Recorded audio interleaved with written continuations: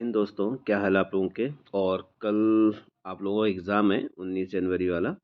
और ये 19 जनवरी का वाला जो एग्ज़ाम है इसमें जो एग्ज़ाम होना है इसको लेके मैं जो वीडियो बना रहा हूँ, पहले आप इस चीज़ को बहुत ही ध्यान से सुन लें कि ये वीडियो मैंने किस चीज़ के लिए बनाया है। ये वीडियो मैं सिर्फ़ इसलिए बना रहा हूँ अपने एक्सपीरियंस के बेसिस पे कि आपका जो कट ऑफ की बात भी नहीं है इसमें, ठीक है ना? आप इसको बहुत ध्यान से सुनना। इसमें सिर्फ़ आपको मैं ये बता रहा हूँ कि कल जो एग्ज़ाम है 19 तारीख का, ठीक है ना? उसमें जनरल बॉयज़, गर्ल्स, ठीक है ना?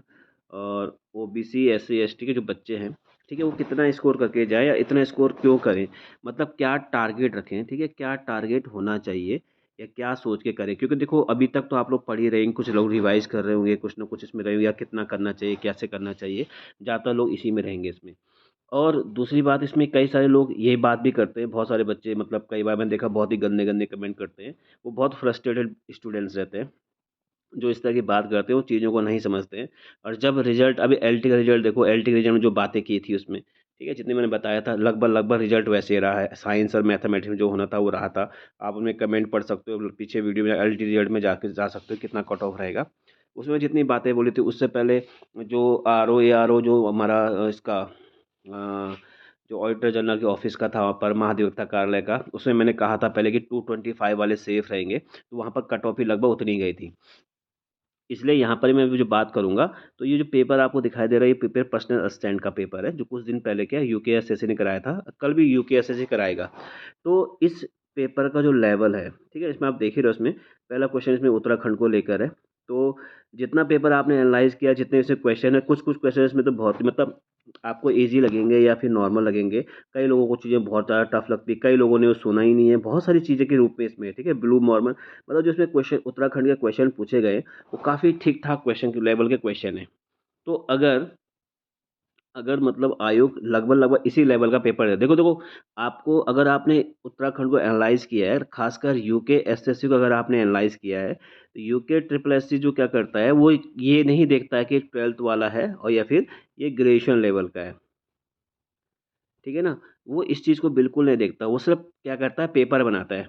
ठीक है ना? और आपको मैं बता दूँ उसमें कि इसमें लगभग-लगभग 1,70,000 के आस-पास बच्चों ने फ़ॉर्म भरा है, इस पेपर को, जो यूके 12th पास बेसिस पे जो फ़ॉर्म है, इसको लगभग 1,70,000 के आस-पास बच्चों ने फ़ॉर्म भरा है। अब ये देखने वाली बात होगी कि कितने बच्चे पेपर देने आते हैं, ठीक है ना? 1,70,000 में से ये लगा लो तो कम से कम ये लगा लो 70 या 1 लाख तो ऐसे बच्चे मतलब आएँगे नहीं या फिर वो दौड़ में नहीं है, ठीक है ना? क्योंकि आपके जो पदों की संख्या है वो 700 कुछ है, ठीक है ना? अब 700 के 751 के आस-पास है। मतलब जो भी लमसम में होगा, क्योंकि कई सारे इसमें भी कमेंट करेंगे इसको पूरा पता ही नहीं है वगैरह, क्योंकि विज्ञप्ति आए बहुत टाइम हो गया और हम आजकल लेक्चरर लोअर पीसीएस में लगे हुए हैं। इसलिए लेकिन लास्ट मोमेंट है, इसमें मैंने कहा थोड़ा-सा बता देता हूँ कि आपको कितना इसमें स्कोर करना चाहिए। तो जहाँ तक मेरे पास इन्फॉर्मेशन उसके अनुसार है कि 1,70,000 के आस-पास, इससे ऊपर-नीचे हो सकता है फ्लक्चुएशन में, लेकिन आरटीआई में लगभग इतना ही दिखाया गया है कि इतने बच्चों ने क्या फ़ॉर्म भरा है। इसमें से आप वैसे भी क्या है 1 लाख तो आप आराम से किनारे कर दो, 1 लाख। आपको बेसिकली जो क्वेश्चन यहाँ पर आएगा लगभग-लगभग 70,000 के आस-पास बच्चे क्या करेंगे, पेपर देंगे इसमें। मैक्सिमम परसेंटेज हो सकता है इसमें ज़्यादा बच्चे 1,20,000 बच्चे पेपर देने चले जाएँ, तो कुछ भी हो सकता है इसमें से। लेकिन ऑन एन एवरेज जो पेपर होगा वो 100 नंबर का ही होगा, ठीक है ना? ये बात तो क्लियर है, सबको पता ही है पे। दूसरा, पेपर का लेवल क्या रहेगा, ठीक है ना? अगर पेपर का लेवल ये वाला रहता है जो यूकेएसएससी ने अभी पर्सनल असिस्टेंट को लेकर लिया है, ठीक है ना? बहुत सारे बच्चे ये भी सोचेंगे पर्सनल असिस्टेंट का कट ऑफ कितना जाएगा, अभी दरोगा का एग्ज़ाम उसका कट ऑफ कितना रहेगा, उस चीज़ को लेके मुझे समय नहीं मिला, नहीं तो मैं उसको अभी आपको बताता तो उसमें बना के रखा हुआ है, लेकिन समय नहीं मिल रहा है। लेकिन कल का एग्ज़ाम के लिए थोड़ा-सा ये है कि हमारे बहुत सारे बच्चे हैं, तो उसमें कितना स्कोर करना चाहिए उसके हिसाब से। तो मैं आपको इसमें ये बता रहा हूँ कि आप कितना स्कोर करो कि जिससे क्या है आपका सिलेक्शन हो जाए, यानी आपका लिस्ट में नाम आ जाए, ठीक है ना? आपको पता है जो 751 पद हैं उसमें डिपार्टमेंट्स अलग-अलग हैं, तो डिपार्टमेंट वाइज़ कट ऑफ जाएगी। तो आपको पता है कि 100 नंबर का पेपर है, तो आपको पता है कि सबसे सेफेस्ट स्कोर 100 में से, ठीक है ना? क्योंकि अभी बहुत सारे बच्चे जो ये स्केलर आया था या आबकारी आया था, उसमें जब हमने वीडियो बनाया तो वहाँ पर भी बहुत सारी मतलब बेतुकी बातें करते, कुछ भी बोलते हैं कि जो बच्चे पढ़ते नहीं वही ये बात करते हैं, क्योंकि वो वन डे एग्ज़ाम करते हैं। 1 दिन पहले तैयारी करते हैं, 1 महीने पहले तैयारी करते हैं या फिर डेढ़ महीने पहले तैयारी करते हैं और फिर यहाँ पर आके कुछ न कुछ क्या है फालतू बात करते हैं। तो ख़ैर ऐसे बच्चों पे हम ध्यान नहीं देते। लेकिन ये है कि आपको जानते हो कि 100 नंबर का पेपर है, तो किसी भी एग्ज़ाम में अगर आपके 70 मार्क्स आते हैं, तो आप सबसे ज़्यादा क्या होते हैं, सेफ ज़ोन में होते हो। तो लेकिन आपको पता है जो पेपर का जो लेवल है, ठीक है? मैंने अभी क्या कहा कि 100 नंबर का पेपर है, तो अगर आपके 70 मार्क्स आते हैं, यानी आप क्या करते हो, 30 क्वेश्चन करते ही नहीं हो। यानी पूरे पेपर में अगर हम 30 क्वेश्चन ढूँढे और उनको नहीं किया, कि यार मुझे बिल्कुल नहीं आ रहा, केवल 70 क्वेश्चन अटेम्प्ट करें, तो आपका सिलेक्शन पक्का है। एक पोर्शन तो ये हुआ कि उत्तराखंड में जो 100 नंबर का पेपर आता है, उसमें अगर आप 70 क्या है क्रॉस कर जाओ या 70 तक पहुँच जाओ, तो आपको कुछ ना कुछ पद ज़रूर मिल जाएगा। बस शर्त नंबर ऑफ पोस्ट ज़्यादा होनी चाहिए, ठीक है ना? अब आते हैं हम इस पेपर कल के पेपर के बारे में कि अगर 1,70,000 में से अगर 1 लाख बच्चों ने पेपर दिया, चलो हम उसे उल्टा कर देते हैं, ठीक है ना? 1 लाख बच्चों ने पेपर भी दिया, तब भी अगर इसी लेवल का पेपर आता है, यानी पर्सनल असिस्टेंट लेवल का अगर पेपर आता है, तब भी आपको कितना स्कोर करना चाहिए, कितने में आपका सिलेक्शन हो जाएगा, कितने में आपको कॉल आ जाएगी? तो मैं बताता हूँ आपको क्या है, लगभग-लगभग 66 या 67, ठीक है ना? आप क्या है स्कोर कितना करके आओ, 65 प्लस तो करके आना आप किसी भी हालत में, ठीक है ना? अब पेपर बहुत हाई-फाई या बहुत टफ आ गया, बहुत अंदर का आ गया, तो निश्चित है वो नीचे जाएगा। तो ये जो कैलकुलेशन है, ये कैलकुलेशन आपके एग्ज़ामिनेशन हॉल में होनी चाहिए, ठीक है ना? ये पेपर ऐसा ये मतलब ये कट ऑफ जो बता रहा हूँ, ये आपको जो आपकी जो रीच बता रहा हूँ, इसलिए बता रहा हूँ कि मतलब आप पेपर में इतना दिमाग में रखिए यार इतने नंबर तो लाने-लाने, ठीक है ना? क्योंकि आपको पता है 45 में क्या होता है सिलेक्शन, इससे नीचे अगर आएगा तो आपको पता है कॉल ही नहीं आएगी, बच्चे लेंगे नहीं वो, ठीक है ना? एसटी के लिए 40 है। तो इससे ऊपर आपके नंबर आने चाहिए इसमें। पेपर अगर बहुत भयंकर टफ आ गया, ठीक है ना?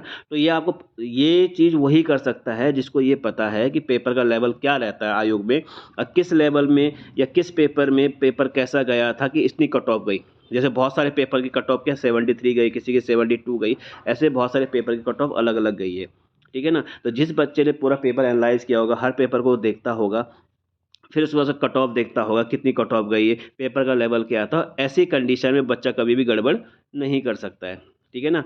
तो आपको क्या है कल के पेपर में क्या करना है, आपको क्या है लगभग-लगभग ये 65 प्लस आपको क्या लेके चलना है, चाहे वो जनरल में जनरल के हिसाब से बात कर रहा हूँ, बाकी इससे नीचे जितने भी आएँगे तो आपको पता है जनरल से नीचे कट ऑफ जो रहती है इसमें, एससी, एसटी, ओबीसी इसमें क्या अपने हिसाब से मैनेज कर लें।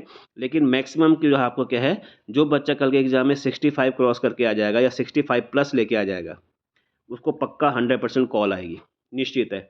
भले वो नीचे के पद में आए, मैं ऊपर पद की बात नहीं कर रहा, लेकिन अगर 64 भी आपने क्रॉस कर दिया, ठीक है? 65 प्लस अगर आपने क्रॉस किया या 65 लेके आए हो या 65 प्लस लेके आए हो, तो आपका नाम किसी न किसी जगह आ जाएगा। इसलिए कल के पेपर के लिए आप 65 नंबर को क्या है, टारगेट करके जाओ, निश्चित आपका पेपर ठीक-ठाक होगा, अच्छा होगा और आपको कॉल आने के पूरे-पूरे चांसेज़ है।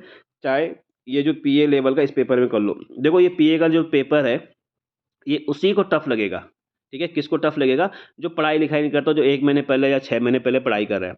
6 महीने की पढ़ाई में आप इस तरह का पेपर नहीं निकाल सकते, सीधी-सीधी बात है, ठीक है ना? जो पिछले 2-3 साल से अच्छे से पढ़ाई कर रहा होगा, 1 डेढ़ साल से पढ़ रहा होगा, ईमानदारी से पढ़ाई कर रहा होगा, उसका पेपर निकल जाएगा, ठीक है ना? बाकी जो पर्सनल असिस्टेंट का ये पेपर जो आपके सामने है, इसका कट ऑफ भी लगभग-लगभग आपका क्या है ऐसे 65 प्लस ही रहेगा क्योंकि ये पेपर भी ऐसे आया है। हो सकता है इसमें क्या है 60 भी चला जाए, नीचे भी जा सकता है।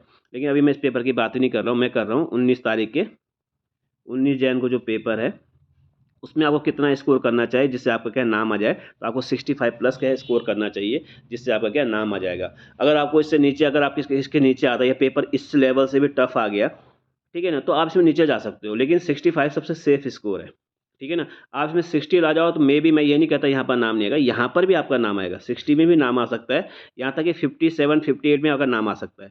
लेकिन इससे नीचे आप सोच ही नहीं सकते। ठीक है ना? इससे नीचे आपको सोचना ही नहीं है, आपको किसी भी हालत में 65 क्रॉस करके लाना है, 65 टारगेट को।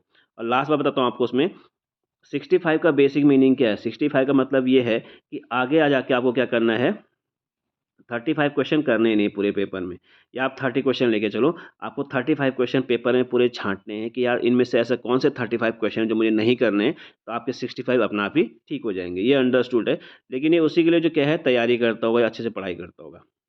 ठीक है? बाकी से आगे अगले वीडियो में। जय हिंद, जय भारत, जय